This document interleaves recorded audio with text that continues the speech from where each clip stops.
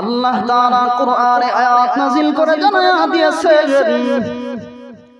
ইয়া আইয়ুহাল্লাযীনা আমানুত্তাকুল্লাহ হাক্কা তুকাতিহি ওয়া লা তামুতুন্না ইল্লা ওয়া আনতুম মুসলিমুন। আল্লাহ বলেন, ইয়া আইয়ুহাল্লাযীনা আমানু, হে ঈমানদারগণ, হে বিশ্বাসীগণ, যারা আমি আল্লাহ তাআলার প্রতি ঈমান এনেছো, যারা আমি আল্লাহকে বিশ্বাস করো, তাওহীদের উপরে যারা ঈমান এনেছো, ইত্তাকুল্লাহ, তোমরা ভয় করো আমি আল্লাহ তাআলাকে। ভয় করার মানে কি? আল্লাহ তাআলা কি ভয়ঙ্কর? এর একটা জবাব হলো আল্লাহ ভয়ঙ্কর নয়, কিন্তু আল্লাহ তাআলার আযাব বড় ভয়ঙ্কর, বড় কঠিন। আল্লাহ তাআলা এই আয়াতের পরে অংশে বলেন, হাক্কা তুকাতিহি, ভয় করার মতন ভয় আমি আল্লাহকে করো, ওয়ালা তামুতুন্না ইল্লা ওয়া আনতুম মুসলিমুন। আর খাঁটি ইমানদার না হইয়া, খাঁটি মুসলমান না হইয়া খবর আয় না, নাইলে কিন্তু ফিটা রেডি আছে। আল্লাহ তাআলা বলেন, ভয় করার মতন ভয় আমি আল্লাহ তাআলাকে। মুহতারাম হাজিরিন, আজকে আমাদের অন্তরে আল্লাহ তাআলার ভয় নাই, অথচ আল্লাহর রাসূলের ইতিহাস পড়ে দেখেন, নবীর জীবনী পড়ে দেখেন, তারিখ পড়ে দেখেন, ইতিহাস পড়ে দেখেন, আল্লাহ রাসূল কেমন ভয় করেছে, যে নবীর কোনো চিন্তা নাই। মুহতারাম হাজিরিন, আল্লাহ রাসূল আল্লাহকে এমন ভয় করতেন, কিতাবের মধ্যে লিখেন, আসমানের মধ্যে যখন মেঘ দেখা দিত, আল্লাহ রাসূল গজবের ভয়ে, আযাবের ভয়ে নামাজের মধ্যে দাঁড়ায়া যেতেন আর কান্না করতেন, কখন না জানি আসমান থেকে আযাব চলে আসে। নবী সিজদার মধ্যে লুটে পড়তেন, আল্লাহ তাআলাকে এমন ভয় করতেন। কারণ এই যে আকাশের মেঘ দেখা যায়, শুধু বৃষ্টি নামবে না, আল্লাহ তাআলা এই ধরনের বৃষ্টি দিয়ে বহু জাতিরে ধ্বংস করে দিয়েছে। এই বৃষ্টির সাথে পাথর বর্ষণ করে আল্লাহ তাআলা ধ্বংস করে দিয়েছেন। এজন্যই নবীকে আল্লাহ ওয়াদা দিয়েছিলেন, হে নবী, আপনি থাকাকালীন অবস্থায় কাউকে আমি আযাব দিব না। তারপরেও নবী ভয় করতেন। তো নবী আল্লাহ তাআলাকে এমন ভাবে ভয় করতেন। শুধু কি তাই, আল্লাহর রাসূলের সাহাবায়ে কেরাম কিভাবে নবীকে ভয় করেছে। দুইজন সাহাবীর ঘটনা। আল্লাহর নবীর একজন জলিলুল কদর সাহাবী ছিলেন আবু বকর সিদ্দিক রাদিয়াল্লাহু তাআলা আনহু। নবীর এই সাহাবী আল্লাহকে এমন ভয় করতেন, ভয় করার মতন ভয় করেছে সাহাবায়ে কেরাম। নবীর এই সাহাবী নির্জনে চলে যেতেন, পাহাড়ের মধ্যে চলে যেতেন। পাহাড়ে যাওয়ার পর গাছের দিকে তাকিয়ে বলতেন, এরে আবু বকর সিদ্দিক, তুমি কেন গাছ হইলে না? যদি গাছ হইতে আল্লাহর আদালতে তোমার জবাব দেওয়া লাগতো না। কখনো কখনো জমিনের দিকে তাকিয়ে বলতেন, এরে আবু বকর সিদ্দিক, তুমি কেন জমিনের গাছ হইলে না? যদি গাছ হইতে পশুগুলি তোমাকে খেয়ে ফেলতো, আল্লাহর আদালতে জবাব দেওয়া লাগতো না। একবার তিনি তাকায়া দেখেন, জঙ্গলের মধ্যে একটা পশু দেখা যায়। আবু বকর সিদ্দিক পশু দিকে তাকায়া বলেন, এরে আবু বকর সিদ্দিক, তুমি কেন পশু হইলে না? যদি পশু হইতে আল্লাহর আদালতে জবাব দেওয়া লাগতো না। নবীর জলিলুল কদর সাহাবী আবু বকর সিদ্দিক এইভাবে কান্না করতেন। কেন? মানুষ হয়ে পৃথিবীতে এসেছে, কারণ আল্লাহর আদালতে জবাব দিতে ভয়ে এগুলো বলতে। এই সাহাবীর দাম কত জানেন? সমস্ত নবী রাসূলদের পরে সর্বপ্রথম উম্মতের মধ্যে কে জান্নাতে যাবে জানেন? সর্বপ্রথম আহলুস সুন্নাত ওয়াল জামাতের আকীদা হলো, নবী রাসূলদের পর, পয়গম্বরদের পর সর্বপ্রথম যেই ব্যক্তি জান্নাতে যাবে তিনি হলেন সিদ্দিকে আকবর আবু বকর সিদ্দিক রাদিয়াল্লাহু তাআলা আনহু। সুবহানাল্লাহ। এখন বুঝছেন আবু বকর সিদ্দিকের মর্যাদা কতটুকু? উম্মতের মধ্যে সর্বপ্রথম আবু বকর সিদ্দিকের আগে কেউ জান্নাতে যেতে পারত না। নবী রাসূলদের পরে যেই ব্যক্তিটা জান্নাতে যাবে সবার আগে, ওই ব্যক্তির কি চিন্তা, আল্লাহ তাআলাকে কেমন ভয় করে। আজকে আমাদের অন্তরে আল্লাহ তাআলার ভয় নাই। চলছি নাফরমানি, আল্লাহর বিরুদ্ধে, নবী রাসূলদের বিরুদ্ধে অনেকেই কথা বলে। এজন্য সাবধান, আল্লাহর আদালতে কিন্তু যেতে হবে। শুধু কি আবু বকর সিদ্দিক, নবীর আরেকজন সাহাবী খলিফাতুল মুসলিমিন উমর ইবনুল খাত্তাব রাদিয়াল্লাহু তাআলা, তিনি কেমন ভয় আল্লাহ তাআলাকে করে। আবু বকর সিদ্দিক শুধু নয়, নবীর সাহাবীদের জীবনী পড়ে দেখেন আল্লাহ তাআলাকে এমন ভয় করতেন সাহাবায়ে কেরাম। খলিফাতুল মুসলিমিন ওমর ইবনুল খাত্তাব, যার বয়ে অর্ধ পৃথিবীকে বেঁচে যিনি অর্ধ জাহানের শাসনকর্তা ছিল, তিনি আল্লাহকে এমন ভয় করতেন, নামাজের মধ্যে দাঁড়ায় এমন ভাবে তিলাওয়াত করতেন, মাঝে মধ্যে অজ্ঞান হয়ে যেতেন। আল্লাহর নবীর সাহাবী খলিফাতুল মুসলিমিন আল্লাহ তাআলাকে এমন ভাবে ভয় করেছেন, একবার তিনি কোনো কাজের মধ্যে লিপ্ত আছেন, এই অবস্থায় একজন ব্যক্তি আসছে, আসার পর খলিফাতুল মুসলিমিনের কাছে বিচার দায়ের করেছে, এ খলিফাতুল মুসলিমিন, আমাকে এক ব্যক্তি এরকম জুলুম করেছে, অন্যায় করেছে, আপনি এটার বিচার করে দেন।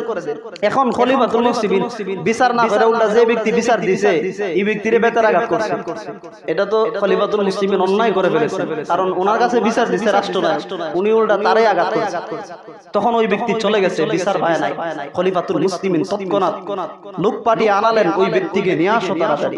আনার পর ওই ব্যক্তিকে বলেন, ভাই তোমাকে আমি যেইভাবে আঘাত করেছি বেদ দিয়ে, তুমিও আমাকে সেইভাবে আঘাত করো, আমি অন্যায় করে ফেলেছি, জুলুম করে ফেলেছি।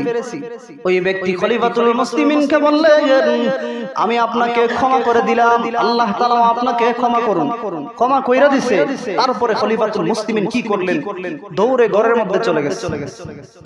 ঘরের মধ্যে যাওয়ার পর নবীর সাহাবী আল্লাহর ভয়ে নামাজের মধ্যে দাঁড়ায় গেছেন, 2 রাকাত নামাজ আদায় করেছে, আল্লাহ তাআলার কাছে বয়ে কান্না করতেছেন, আল্লাহ যদি আমাকে জিজ্ঞাসা করেন কিয়ামতের ময়দানে, এরে খলিফাতুল মুসলিমিন, তোমাকে আমি আল্লাহ তাআলা রাষ্ট্রনায়ক বানায়া দিয়েছিলাম, প্রধানমন্ত্রী বানায়া দিয়েছিলাম, তোমার কাছে এক লোক বিচার দিয়েছিল, তুমি বিচারটা করলে না কেন, উল্টো তাকে কেন বেদ দিয়ে আঘাত করেছো? খলিফাতুল মুসলিমিনকে ওই ব্যক্তি ক্ষমা করে দেওয়ার পর ঘরের মধ্যে গিয়ে নামাজ আদায় করে কান্না করেন। এই ছিল সাহাবীদের অন্তরে আল্লাহ তাআলার ভয়। শুধু কি তাই, নবীর সাহাবায়ে কেরাম এমন ভাবে ভয় করেছেন, আল্লাহ তাআলাকে কিতাবের মধ্যে লিখেছেন, একজন সাহাবী কোরআনের আয়াত শুনে, তিলাওয়াত শুনে নবীর সাহাবী অজ্ঞান হয়ে পড়ে গেছে। আল্লাহ তাআলার ভয়ে শুধু অজ্ঞান হয়ে পড়ে যায় না, এই অজ্ঞান হওয়ার পরে ওই সাহাবী পৃথিবী ত্যাগ করে ফেলেছে, পৃথিবী থেকে চলে গেছে, ইন্তেকাল হয়ে গেছে। আল্লাহ তাআলাকে এমন ভয় করেছে, আল্লাহর কোরআনের আয়াত শুনে তার অন্তরে এমন তাকওয়া অর্জন হয়েছে, এমন ভয় ঢুকেছে যে সাহাবীর ইন্তেকাল হয়ে গেছে। আর আমাদের অন্তরে আল্লাহ তাআলার ভয় নাই। এজন্য আল্লাহ তাআলাকে ভয় করে, আল্লাহর আযাবকে ভয় করেন। আল্লাহর আযাব বড় কঠিন, আল্লাহ ভয়ঙ্কর না। আল্লাহ যেমন বড়, আল্লাহর রহমত আর দয়াও তেমন বড়। আল্লাহ যেমন বড়, আল্লাহর আযাব আর গজব এরকম বড়। এজন্য আসুন আল্লাহ তাআলার ভয়, তাকওয়া অর্জন করুন। যদি আপনার ভিতরে তাকওয়া অর্জন হয়ে যায় তাহলে আপনি ভালো কাজ করবেন। যদি ভয় না থাকে দেখবেন ভালো কাজ করবেন। আমার অন্তরে তো বই নাই, যেটা মন চাই এটাই করতে থাকে, তখন ওই ব্যক্তি ভালো কাজ করে। মুহতারাম হাজিরিন, তাহলে নবীর সাহাবায়ে কেরাম কিভাবে আল্লাহ তাআলাকে ভয় করেছে? যে সাহাবীরা জান্নাতের সার্টিফিকেট পাইছে, দুনিয়াতে সমস্ত সাহাবায়ে কেরাম জান্নাতি, আল্লাহ তাআলা সাহাবীদের উপরে রাজি খুশি, জান্নাতের সার্টিফিকেট পাওয়ার পরও তাদের এই হালতের অবস্থা, তাহলে আমাদের অবস্থাটা কি রকম হওয়া উচিত? আর আপনার আমার এমন অবস্থা মনে হইতেছে আমরা মনে 10-12টা জান্নাতের সার্টিফিকেট নিয়ে ঘুরতেছি, বাপ দেখলে বোঝা যায়। এইজন্য আসুন আল্লাহ তাআলার ভয় অন্তর। খলিফাতুল মুসলিমিন এমন ভয় করেছে আল্লাহ তাআলা। একবার তিনি কোথাও যাবেন, সফরের মধ্যে বের হয়েছেন, সফর সঙ্গী আসলাম রাদিয়াল্লাহু তাআলা আনহুকে নিয়ে সফরের মধ্যে বের হয়ে গেছেন খলিফাতুল মুসলিমিন। সফরের মধ্যে যাওয়ার পর মরুভূমির মধ্যে চলে গেছে, অন্ধকার হয়ে গেছে, রাত্রি হয়ে গেছে। তাকায়া দেখেন, লক্ষ্য করে একটু দূরে আগুন জ্বলতেছে একটা চুলার মধ্যে। নবীর সাহাবী খলিফাতুল মুসলিমিন চিন্তা করলেন তার কাছে গিয়ে জিজ্ঞাসা করি, তাদের একটু খোঁজ খবর নেই। নবীর সাহাবী সেখানে চলে গেছে, গিয়া দেখে একজন মহিলা একটা চুলার মধ্যে আপনার পাতিল দিয়ে শুধু পানি দিয়ে সেটা আগুন দিয়া আপনার জাল দিতেছে, খাবার নাই, কিছু নাই। আর পাশে কয়েকটা বাচ্চা চিৎকার করতেছে খাবারের জন্য। খলিফাতুল মুসলিমিন বললেন, সালাম দিলেন, আমি কি আসতে পারি? বললেন আসেন। বললেন এই অবস্থা কেন? পাতিলের মধ্যে দেখা যায় শুধু পানি, জাল দিতেছেন, কোনো খাবার নাই, কারণ কি? বলে যে আমাদের খলিফাকে, যিনি আমাদের খোঁজখবর নিতেছে না, তার দায়িত্ব হলো রাষ্ট্রের প্রত্যেকটা মানুষের খোঁজখবর নেওয়া। সে কেমন খলিফা হয়েছে, আজকে আমাদের খাবার নাই, সে আমাদেরকে খাবার দিচ্ছে না, এজন্য আমার বাচ্চারা কান্না করতেছে, কোনো খাবার নাই, এজন্য পানি দিয়ে জাল ধরেছে। খলিফাতুল মুসলিমিন সাথে সাথে আসলাম রাদিয়াল্লাহু তাআলা আনহুকে চলে গেছেন বাইতুল মালে, মানে সরকারি যে মাল আপনার গরিব অসহায় মিসকিনদেরকে দেওয়া হয় সেখানে চলে গেছে। খলিফাতুল মুসলিমিন দৌড়ে বাইতুল মালে চলে গেছেন। যাওয়ার পর সেখান থেকে আটা নিলেন, তারপর বিভিন্ন ধরনের খাবার নিলেন, টাকা নিলেন, অনেক কিছু নিয়ে বস্তা ভরছেন। বস্তা ভরার পর আসলাম রাদিয়াল্লাহু তাআলা আনহু বলেন, খলিফাতুল মুসলিমিন আমার কাঁধে তুলে দেন, আমি নিয়ে যাই।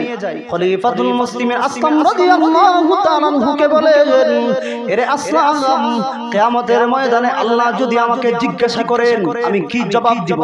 তোমাকে জবাব দিতে হবে না, আমার জবাব আমাকে দিতে হবে। আল্লাহ যদি বলেন, এরে খলিফাতুল মুসলিমিন তোমাকে আমি আল্লাহ তাআলা রাষ্ট্রনায়ক বানায় দিয়েছিলাম, তুমি তাদের কাছে খাবার কেন পৌঁছায় দিয়েছিলে না? তারা অনাহারে বাচ্চাগুলি কান্না কেন করেছিল? যদি আল্লাহ এই প্রশ্ন করে কিয়ামতের ময়দানে, আমি বাঁচতে পারতাম না, সুতরাং বস্তা তুমি না, আমার কাঁধে দিলে। খলিফাতুল মুসলিমিনের ইতিহাস পড়ে দেখেন, এইভাবে রাষ্ট্র পরিচালনা করছে ইসলামিক মানুষরা। অনেকে মনে করে হুজুররা রাষ্ট্র পরিচালনা করতে পারে না, হুজুররা তো দিয়া দেখেন রাষ্ট্র কিভাবে পরিচালনা হয়, সব সুদা হয়ে যাবে। খলিফাতুল মুসলিমিনকে ভয় করেছেন এমন, তিনি আল্লাহকে ভয় করেছেন, মানুষ তাকে ভয় করে। বললেন আমার কাঁধে তুলে দাও, এটা আমার দায়িত্ব, আমি রাষ্ট্রনায়ক। কাঁধে তুলে নিয়ে চলে গেছেন ওই মহিলার কাছে। যাওয়ার পর নিজের হাতে রুটি বানাচ্ছেন, আপনার রুটি বানাইয়া নিজে চুলার মধ্যে জাল দিচ্ছেন, রুটি তৈরি করছেন, বাচ্চাগুলোরে নিজের হাতে খাওয়াইছেন। খাওয়ানোর পরে দূরে বসে বসে দেখতেছেন বাচ্চাগুলো আনন্দ করতেছে। তারপর ওই মহিলা বলতেছে যে উমররে খেয়ে প্রধানমন্ত্রী বানাইছে, রাষ্ট্রনায়ক বানাইছে, বানানো উচিত ছিল আপনারে, আপনার মতন ব্যক্তিত্বরে। ওই মহিলা তো চিনতেছে না যে উনি উমর রাদিয়াল্লাহু তাআলা। উমররে খেয়ে রাষ্ট্রনায়ক বানাইছে, সে তো রাষ্ট্রনায়কের যোগ্য না। যোগ্য হলেন আপনি, আপনার মতন ব্যক্তিত্ব, রাষ্ট্র পরিচালনা করার এবিলিটি রাখে, যোগ্যতা রাখে। তখন খলিফাতুল মুসলিমিন বললেন, আপনি যখন উমরের দরবারে যাবেন আমারও সেখানে দেখতে পাবেন। তখন ওই মহিলা যাওয়ার পর দেখে উনি রাষ্ট্রনায়ক। সুবহানাল্লাহ, আল্লাহর নবীর সাহাবীরা এইভাবে আল্লাহ তাআলাকে ভয় করেছে যে রাষ্ট্রের কোনো মানুষ নিয়ে অনাহারে মরতেছে, খোঁজ খবর নেওয়া এটা রাষ্ট্রের দায়িত্ব। দেখা যায় আমাদের দেশে প্রধানমন্ত্রী কত অনাহারে, কত মানুষ, কত ভিক্ষুক, কত মানুষ মিসকিন ফকিররা ঘুরতেছে, আজকে তাদের খাবার নাই, তাদের ভরণ পোষণ নাই। এটা রাষ্ট্রের দায়িত্ব, সরকারের দায়িত্ব যে প্রধানমন্ত্রী যদি সে সেই দায়িত্ব পালন না করে কিয়ামতের ময়দানে আল্লাহর আদালতে তাকে জবাবদিহিতার কাঠগড়ায় দাঁড়াতে হবে, বাঁচার উপায় নাই। মুহতারাম হাজিরিন, তো খলিফাতুল মুসলিমিন আল্লাহ তাআলাকে ভয় করেছে। এজন্য আসুন আল্লাহ তাআলার আমরা ভয় করি। যদি ভয় না থাকে তাহলে কিন্তু মানুষ নাফরমানি করে, আর যদি ভয় থাকে তাকওয়া অর্জন হয়, তাহলে আল্লাহর ভয় থাকলে সে নাফরমানি করবে না, খারাপ কাজ করবে। আপনার খলিফাতুল মুসলিমিনের জীবনে একবার বাইরে যখন কোথাও যাবেন, যাওয়ার পথে তাকায় দেখে এক রাখাল আপনার বকরি রাখতেছে, ওনার খিদা লাগছে। তখন রাখালে উনি, ওনার কাজ ছিল কোনো মানুষ দেখলে পরীক্ষা করতে, যাচাই বাছাই করতেন, দেখি মানুষটা কেমন। তো রাখাল গিয়া বলতেছে আমার খিদা লাগছে, তুমি একটু দুধ দহন করে সেটা একটা বকরি দিকে দিয়ে দাও। না এগুলো দেওয়া যাবে না, আমার মালিকের অনুমতি নাই। তাহলে একটা ছাগল দিয়ে দাও। না এটাও দেওয়া যাবে না, আমি তোমার পয়সা দিব, টাকা দিব, বিনিময়ে দিয়ে দাও। তুমি তোমার মালিকরে বলবা যে বাগে খাই নিছে একটা ছাগল। তখন ওই যুবক বললেন, আরে আমার মালিকে জানি জানবে না, মালিকের কাছে আমি মিথ্যা কথা বলবো, কিন্তু মালিকের মালিক, কুল কায়নাতের মালিক যিনি, রব্বে কারীম যিনি, ওই রব তো দেখতেছেন, রব তো বান্দার দিলের খবরও জানে, আল্লাহ তাআলা তো দেখতেছেন, আল্লাহর আদালত আমি কি জবাব দিব? সুবহানাল্লাহ, চিন্তা করছেন। তখন খলিফাতুল মুসলিমিন বললেন, তোমার মতন যুবক যতদিন পৃথিবীতে থাকবে আল্লাহ তাআলা এই পৃথিবীটাকে কিয়ামত ঘটাইবেন না। সুবহানাল্লাহ, তোমার মতন সত্যবাদী যুবক যতদিন আছে এই পৃথিবীটা টিকে থাকবে। যুবক তোমাকে ধন্যবাদ। মুহতারাম হাজিরিন, এজন্য আসলে আমরা আল্লাহর ভয় অন্তরে ঢুকাই। তার অন্তরে তো আল্লাহর ভয় ছিল, এজন্যই তো সে মালিকের ছাগল দেয় নাই। ইচ্ছা করলে তো বলতে পারতো যে ছাগল বাগে খাইলে। মুহতারাম হাজিরিন, এজন্য আসুন আল্লাহ তাআলার ভয় অন্তরে ঢুকাই, তাকওয়া অর্জন করি, খোদা বিরুদ্ধে আমাদের ভিতরে প্রবেশ করুন। মুহতারাম হাজিরিন, যাহা কিছু বললাম আল্লাহ তাআলা আমাদের সকলকে বুঝার আমল করার তৌফিক দান করুন। সকলে বলে আমিন। ওয়া আখিরু দাওয়ানা আলহামদুলিল্লাহি রাব্বিল আলামিন। যারা সুন্নাত করি নাই, যারা সুন্নাত